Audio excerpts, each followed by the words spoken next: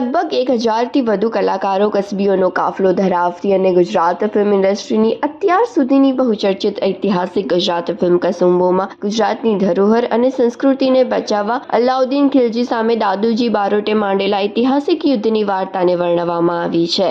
ફિલ્મમાં ધર્મેન્દ્ર ગોહિલ, રોનક કામલા, શ્રદ્ધા ડાંગર, મોનલ ગજ્જર, રાગી જાની, ફિરોઝ ઈરાની, કલ્પના ગાંગાડેકર, દર્શન પંડ્યા સહિતના યુવા અને દિગ્ગજ અભિનેતાઓ મોટા પડદા પર એક સાથે જોવા મળશે. રિલીઝ થયેલ ટ્રેલરને દર્શકોએ ભરપૂર વખાણ્યું છે અને હવે ફિલ્મનું ટાઇટલ સોંગ પણ રિલીઝ કરવામાં આવ્યું છે. ફિલ્મ જે છે કસુંબો એ એક નવલકથા પર આધારિત છે જેનું નામ છે અમર બલિદાન, જે શ્રી વિમલ ધામીએ લખી છે. અને આ વાર્તા એક સત્ય ઘટના પર આધારિત છે કે જ્યારે અલાઉદ્દીન ખિલજીએ પાલીતાણાના મંદિરો ઉપર કૂચ કરી હતી એમને લૂંટવા અને તોડવા માટે, ત્યારે શેત્રુંજય પર્વતની તળેટી પર આવેલા આદિપુર ગામના બારોટોએ એની રક્ષા કરી હતી. શ્રી દાદુ બારોટ જે ગામના મુખી હતા, એમની આગેવાનીમાં 51 વીર અને વીરાંગનાઓએ એમના બલિદાન આપી અને એ જૈન ડેરાઓને બચાવેલ અને ખિલજીને પાછો વળવા પર મજબૂર કર્યો. તો આ એક એવી ઘટના છે જે આપણા ઇતિહાસમાંથી ક્યાંક ખોવાઈ ગઈ હતી કે ભૂસાઈ ગઈ હતી, અને જે લોકો આપણી પર રાજ કરીને ગયા છે એ લોકોએ બહુ સિસ્ટમેટિકલી આપણો ઇતિહાસ ભૂસી નાખ્યો છે, આપણને કોઈ દિવસ ભણવા નથી દીધો.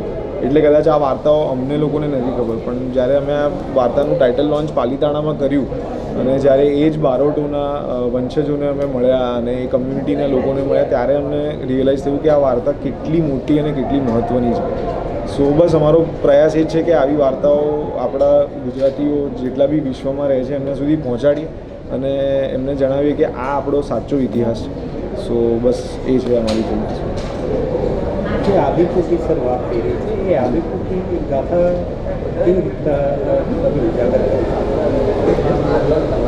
સર, એટલે આદિપુર ગામમાં જે બારોટો રહેતા હતા એમણે જ આ રીતે ખિલજીને પાછો ફેરવ્યો હતો અને ખિલજીની લગભગ 5000ની સેનાની સામે 51 લોકો ઊભા રહ્યા હતા અને તોય ખિલજીએ પાછા જવું પડ્યું હતું. તો બસ એ જ આ વાર્તાનો મેઇન ક્રક્સ જ આ છે. રાજઘરાનો હતું ખાલી બારોટો? ના, બારોટો જ હતા સાહેબ. એ લોકોનું કામ બેઝિકલી એવું હતું કે એ લોકો શેત્રુંજય પર્વતની અને જૈન દેરાસરોની રક્ષા કરતા અને જે આપણા જાત્રાળુઓ આવતા એમને એ લોકો ગાઈડ તરીકે જિનાલય સુધી લઈ જતા અને પાછા લાવતા. આ જ એમનું કામ. એટલે એમ કહેવાય કે એમની જે કુળદેવી છે એ ખોડિયાર માતા હતા અને શેત્રુંજયને એ લોકો બાપ ગણતા, શેત્રુંજય પર્વતને, કારણ કે એની છાયામાં રહેતા અને એનાથી જ એમના રોજગાર અને જીવન ચાલતા. એટલે એ લોકો એમ કહેવાય ને કે કેમ આ ફિલ્મ અમે લોકો સનાતન ધર્મની ફિલ્મ કહીએ છીએ, કારણ કે એ બારોટો જેમના કુળદેવી અલગ છે, જે એક અલગ ધર્મના મંદિરોની રક્ષા કરે છે ને એમને બાપ માને છે. તો આ એક ઇન્ક્લુઝિવિટી જે છે ને એ આઈ થિંક સનાતનનો સાચો તથ્ય છે. તો એટલા માટે અમે આ ફિલ્મને સનાતન ધર્મ વિશેની ફિલ્મ કરી. એટલે રોનકે કીધું હમણાં જે આખી વાત કરી, હું દાદુ બારોટનું પાત્ર મેં ભજવ્યું છે આમાં. અને દાદુ બારોટ એટલે પાલીતાણામાં શેત્રુંજય પર્વતની તળેટીમાં આવેલું આદિપુર ગામના મુખિયા હતા. મુખિયા એટલે મેઇન માણસ આપણે કહીએ, મુખિયા, ગામના મુખિયા. ગામની જે પણ સમસ્યા હોય, કોઈ બી પ્રશ્ન હોય તો એનો ઉકેલ લાવવાનું કામ એમનું, બધા લોકોને મદદ કરવી. અને એમની દીકરી છે સુજાણ બારોટ. દીકરી એક જ છે પણ આખા ગામના યુવક યુવતીઓ જે છે એ એમના દીકરા જેવા જ છે. એટલે બધાની સાથે હળી મળીને આગળ કેવી રીતે વધવું જીવનમાં અને કેવી રીતે એક સરસ વ્યવસ્થિત જીવન જીવવું, એ લોકોની એક રોજિંદી જિંદગી છે. અને બેસિકલી મૂળ શું છે કે આપણે લોકો છે ને બહુ જ સભ્ય સમાજ ત્યારે પણ ધરાવતા હતા. આપણે આમ હીન કાર્ય કરવામાં અને કૃત્યો કરવામાં આપણે માનતા નહોતા. અને એક તો એ લોકો જેમ પાલીતાણામાં ઉપર શેત્રુંજય પર્વત પર જૈન મંદિરો હતા, એના રક્ષક હતા, એના રખેવાળ હતા. એટલે આમ તો લડવૈયા જ હતા બધા બારોટો.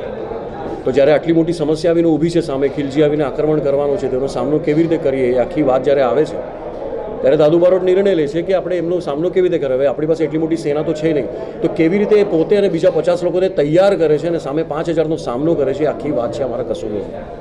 મારું કેરેક્ટરનું નામ છે રોશન, જે અલાઉદ્દીન ખિલજીની ભાણી છે. ઓકે, એટલે અલાઉદ્દીન ખિલજીને આપણે ફિલ્મમાં કોઈ બાળકો નથી બતાવ્યા, આપણે રોશનનું કેરેક્ટર બતાવ્યું છે ફિલ્મમાં.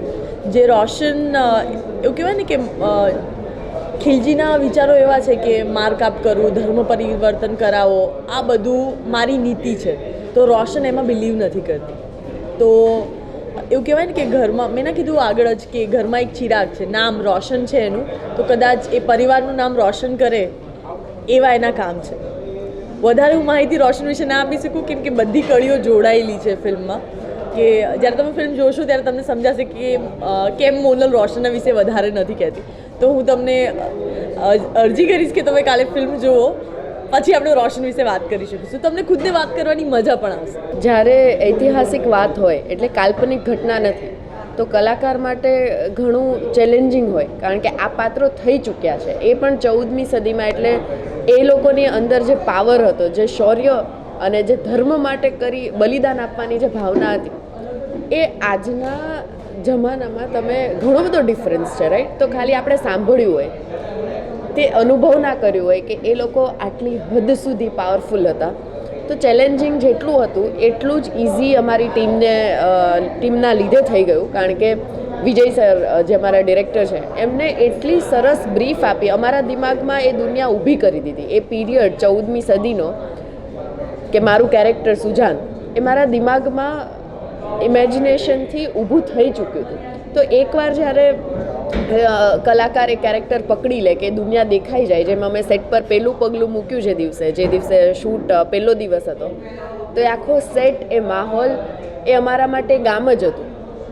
પછીથી અમારા માટે ગામ, અમારા બારોટો, મારા બાપુ, અમે લોકો એકબીજાને એવી જ રીતે બોલાવતા કે અમર, જે મારા હસબન્ડનું કેરેક્ટર કરે છે, દાદુ બારોટ. તો એના પછી એ શૌર્ય લાવવું બહુ ઇઝી થઈ ગયું હતું ને.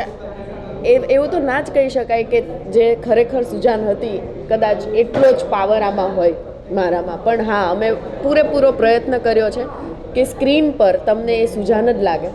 અને હા, અમુક મ્યુઝિકથી, અમુક એ ઘટનાઓથી, અમુક માહોલથી જે તે ટાઈમ પર, જેમ કે અમારો ક્લાઇમેક્સ હોય કે પછી ગરબાનું હોય કે લગ્નગીત હોય, આમાં લગ્નગીત કાલે રિલીઝ થયું છે. સો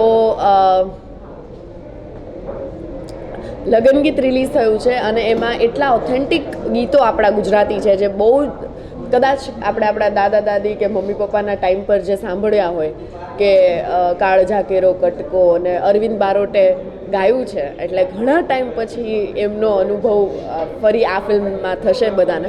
તો આ બધા ગીતોમાં અમને એવું ના થાય કે આ શૂટ ચાલે છે. હજી પણ એ જ્યારે જુઓ તો અમને એવું ફીલ જ નથી થતું કે આ શૂટિંગ હતું. એટલે અમુક લાગણીઓ છે ને, આવી ફિલ્મમાં આવતા વાર ના લાગે, એક્ટિંગ ના કરવી પડે તમારે. તો જીવ્યા છીએ અમે બધા.